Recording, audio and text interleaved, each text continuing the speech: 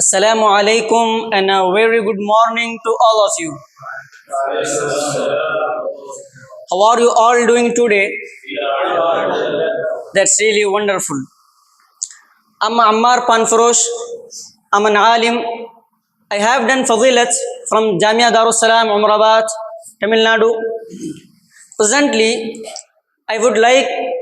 I'm pursuing personality development class at Madarasa Baitul Uloom, Sindgi in Karnataka, where I learn spoken English and computer. I would like to thank Madarasa Baitul Uloom and Sunnah English Medium School for giving me a chance to enhance my communication skills. My respect, sir, and my dear Islamic brothers.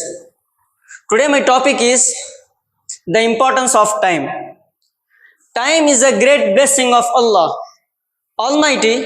Every human being should value it. The importance of time can be estimated from the fact that Allah Rabbul Izzah has ordered the prayer to be performed on time. Allah Rabbul Izzah says in the Holy Quran, Inna salata kanat halal mu'minina kitaban mawquta. On the same way, Allah Rabbul Izzah has swear in the Quran by night, day, moon, star, etc. Similarly, Allah Rabbul Izzah has connected various works with time. For example, performing the prayers on time and performing Hajj on time and paying zakat on time. Even our death depends on time. If we use our time properly, we will successful inshallah.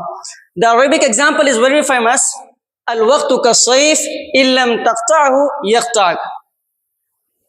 Al-waqtu ka-sayf illam taqta'hu yaqta'ak. If a man does not value time, time does not value me.